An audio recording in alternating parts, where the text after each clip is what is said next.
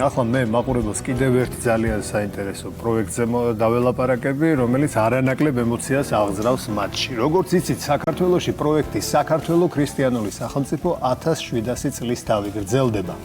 მიმდინარე წლის განმავლობაში კულტურის სამინისტროსა და შემოქმედებითი საქართველოს მხარდაჭერით ამ პროექტის ფარგლებში არაერთი მნიშვნელოვანი ღონისძიება იმართება მოგეხსენებათ, სწორედ ამ პროექტის ფარგლებში 21 ივლისს თბილისის ოპერისა და ბალეტის თეატრის სცენა ჯუზეპე ვერდის მონუმენტურ და გენიალურ რეკვიემს დაეთმობა, რომელსაც მაყურებლის წინაშე მაესტრო ზვიად ბოლქვაძის დირიჟორობით საერთაშორისო აღიარების მქონე ქართველი ვარსკვლავები.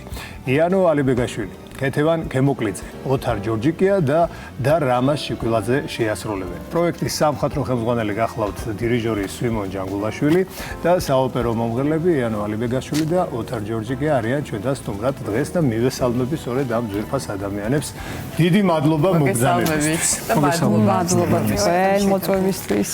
მოკლედ, სანამ უშუალოდ ახლა 21 ივლისზე გადავალთ, ვისაუბროთ კონცერტის თაობაზე. მინდა გკითხოთ, თავად ამ პროექტზე ქრისტიანობის სახელმწიფო რელიგიად გამოცხადების 1700 წლის თავია, მოგეხსენებათ, უდიდესი ისტორიული თარიღია და რა როლს ასრულებს ეს პროექტი ამ კუთხით, რომ ვისაუბროთ პირველ ეტაპზე.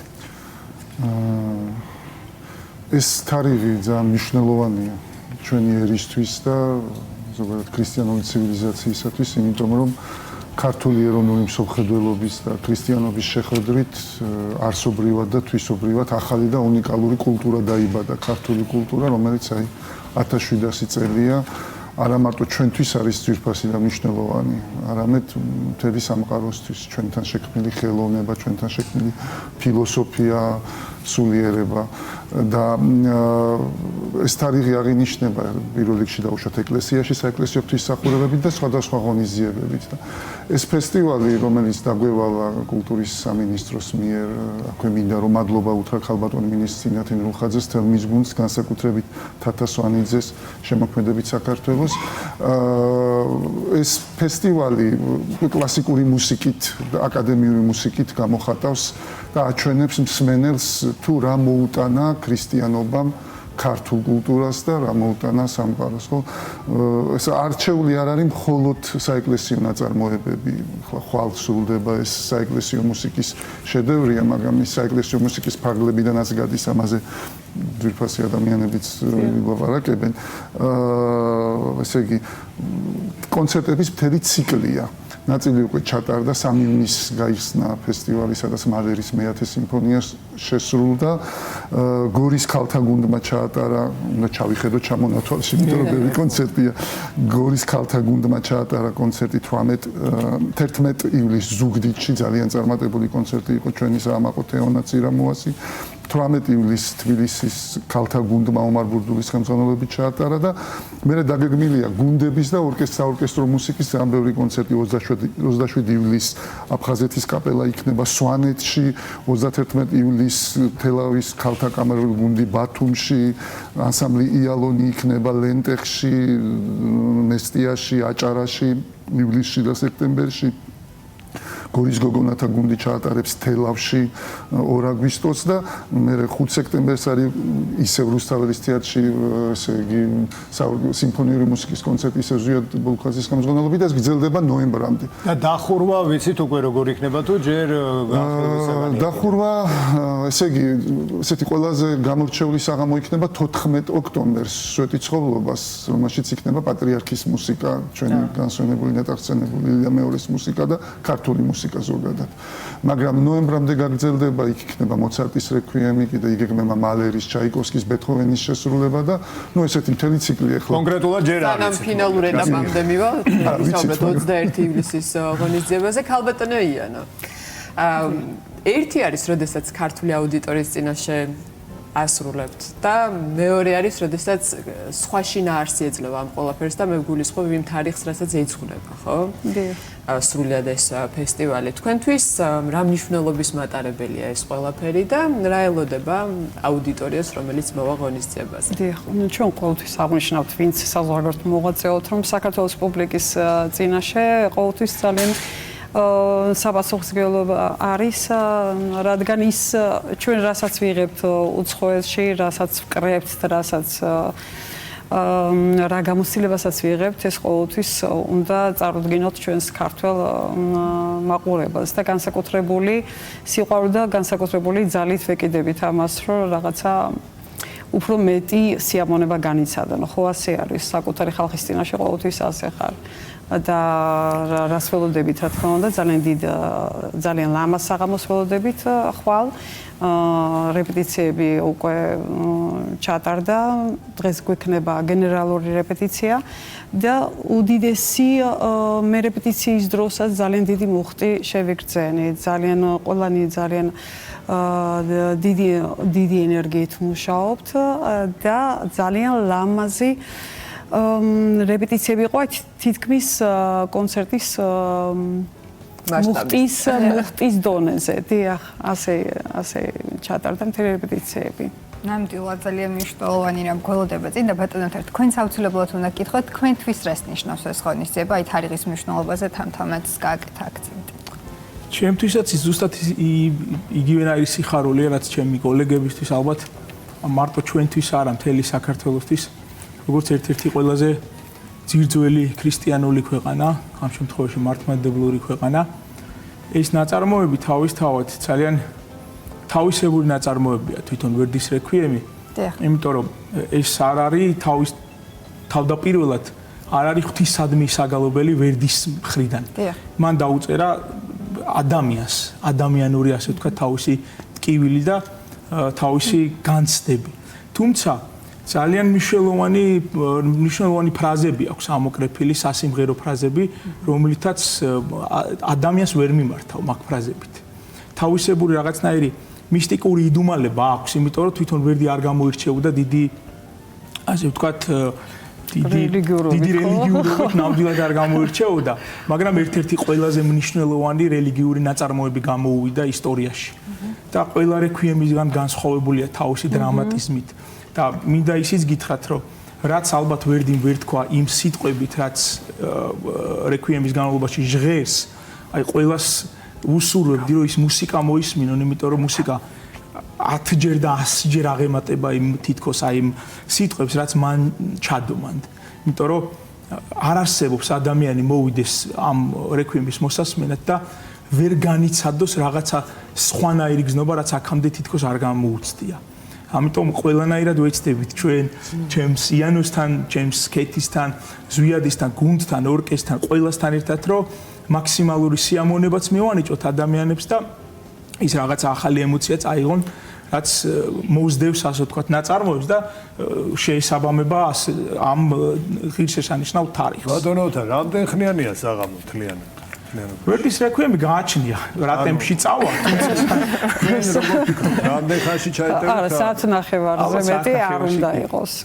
რატო გაინტერესებთ, ვერ გაუძლებთ? არა, პირიქით, არა მე მაინტერესებს, ახლა მე სწორედ ეს უნდა ვკითხო სვიმოს. ამ საღამოს მონაწილეობენ მოწვეული სტუმრებიც, სადაც მე მგონი ძალიან საინტერესო იქნება თქვენთვის მუშაობა განსხვავებული მუსიკალური სკოლების ადამიანებთან, ხო?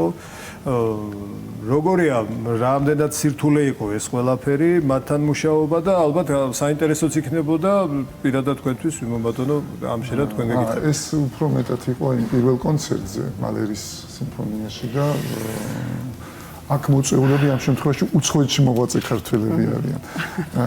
კი, საერთოდ მე ზვიადისთვისაც და ჩემთვისაც ეს ფესტივალი თავისებური გამოწვევა არის, იმიტომ რომ არც თუ ისე ხშირად გვიწევს საორკესტრო მუსიკის შესრულება, სიმფონიური მუსიკის ან საოპერო მუსიკის შესრულება და აქვს ამას თავის სიძნელე ცხადია, მაგრამ ეს სიძნელეა, რომლის დაძლევაც ხელოვანისთვის ბედნიერება, ხო თქვენ კარგად მოგეხსენებათ ბატონო პრომეთე ავთანდილ რობერტის ფუნქცია. ძალიან ბედნიერებაა ზოგადად ეს საღამო, ესეთ ვარსკვლავებთან, ესეთ მომღერლებთან შესრულება. მე მინდა გამოვეხმაურო აი ვერდის რეკვიემზე რაც იყო ნათქვამი, თვითონ ვერდი დაუშვათ ძალიან ეკლესიური ცხოვრებით შეიძლება არ ცხოვრობდა, თუმცა რომელიც ჩვენთან განიცხოვრობს მეორე მხრივ ძალიან ეკლესიური ცხოვრებით, მაგრამ გია ყანჩელს აქვს ესეთი სიტყვები, რომ ყველა კარგი მუსიკა, ყველა დიდი მუსიკა მაღალი გაგებით რელიგიურიაო. და ამის გარდა თვითონ სახარებაშია ნათქვამი, რომ ღმერთისგან არის ყოველი მოცემა კეთილი და ყველა მშვენიერება და ყველა სიკეთე, რაც კი სამყაროში არსებობს, ის თავისი არსით რელიგიურია იმ გაგებით, რომ ის ღმერთისგან მოვიდა და ადამიანები მივყავართ ღმერთთან და აი ესეთი მუსიკა, ესეთი შემსრულებლები, ესეთი ავტორები ოდესაც ქმნიან აი ცოცხალ რაც მხოლოდ იქ ხდება კლასიკურ მუსიკას ეს აქვს განსაკუთრებული რომ ზოგადად ცოცხალ შესრულებას რომ ოდესაც იქ ხარ და იქ ისმენ აი ამ საოცარ ჰარმონიას აი ამ საოცარ ამბივალენტურ შეჯახებას სხვადასხვა მუსიკალური ფაქტურის სხვადასხვა საწყისების და ესეთ შემსრულებებს მე შენი სული მაღლდება იქ და სწორედ ამიტომ არის არჩეული ესეთი პროგრამა ჩვენ შეგვეძლო რომ აგვერჩია მხოლოდ საეკლესიო ნაწარმოებები მაგრამ პრინციპად ეს ავიღეთ, რომ ღმერთისკენ სავალი გზები, ასე ვთქვათ, მრავალნაირია სამყაროში და არჩეულია როგორც თემატურად ან დანიშნულებით საეკლესიო მუსიკა, ისე სხვადასხვა ხასიათის სიმფონიური ან ვოკალურ-ინსტრუმენტალური მუსიკა, როგორც საგუნდო, ასევე სუფთა საორკესტრო, როგორც ქართული, ასევე უცხოური მუსიკა და ჩვენ ყველანი გაერთიანებულები ვართ, რომ ჩვენი ხელოვნებით, ჩვენი შრომით რა ვიცი, მადლობა უთხრათ ღმერთს და მადლობა უთხრათ ჩვენს წინაპრებს, რომელმაც 1700 წლის წინ ეს არჩევანი გააკეთეს.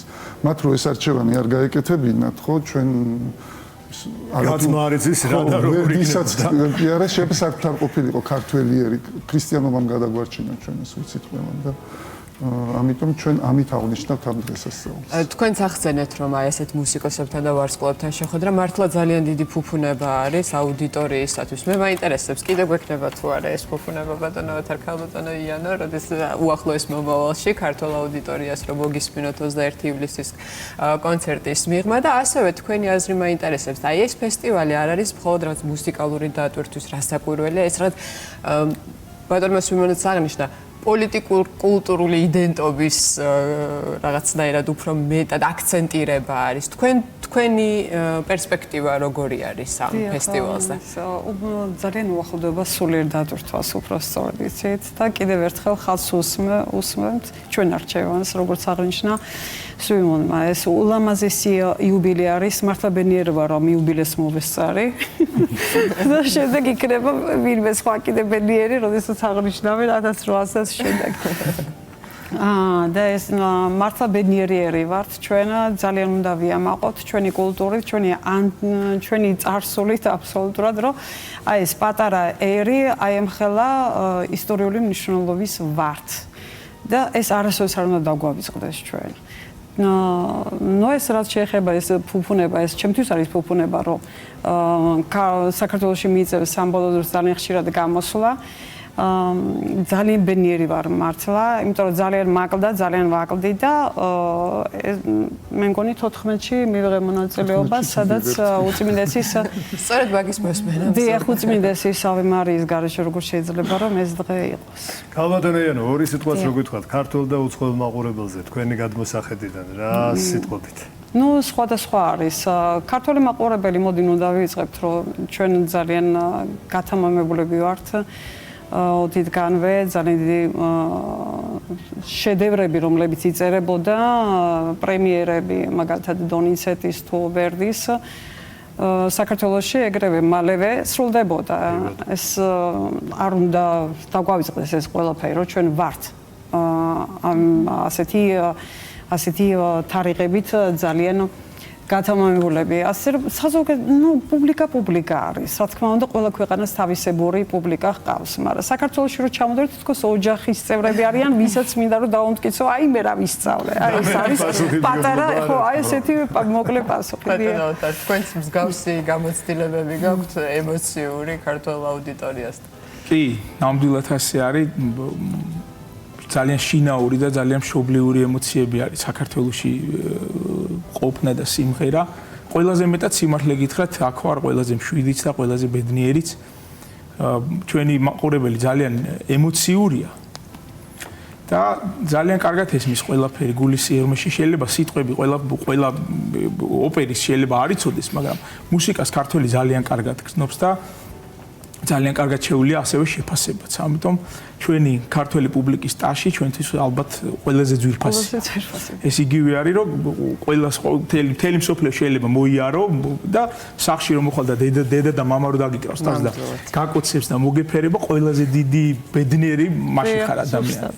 მაგაზე ძვირფასი არაფერი არაფერი. სწორედ აქედან მომდინარეობს სიდიადე სიტყვისა მშობლიური, რომ ეს მშობლიურია და ვერაფერი მას ვერ შეცვლის. რავი, ძალიან დიდი მადლობა მინდა გითხრათ მობრძანებისთვის, წარმატება მინდა გისურვოთ. მადლობა. რამე კითხვა ხო არ დამჭა ისეთი რაც მინდოდა მეკითხა. მე ხვალ მოვალ რუსთავის თეატრში რეპეტიციაზე და მობრძანე კი ბატონო. დანარჩენი ძალიან დიდი მადლობა ნოთარ ჯორჯიკია, იანო ალიბეგაშვილი, სიმონ ჯანგულაშვილი, პატივია თქვენი სტუმრობა და თქვენ საუბრობდით რომ აი რა ვისწავლე და რა ჩამოვიტანე მსგავს ემოცია მაქვსო და აი აუდიტორიის მხრიდან შემიძლია იმის თქმა რომ განსაკუთრებული აპლოდისმენტები, იმიტომ არის რომ აი ჩვენ ვამაყობთ თქვენით რომელ სცენაზეც არ უნდა იდგეთ ყოველთვის ამის გამომხატველია ეს აპლოდისმენტები და მადლობა იმისთვის რაც გველოდება, მადლობა სტუმრობისათვის. აი დავამატებდი თქვენ რომ უცხო სცენაზე დგახართ, ჩვენთვის მშობლიური არსებებით განაგიშნებთ და ჩვენ ამით ვამაყობთ. დიდი მადლობა და წარმატებებს. მადლობა თქვენ.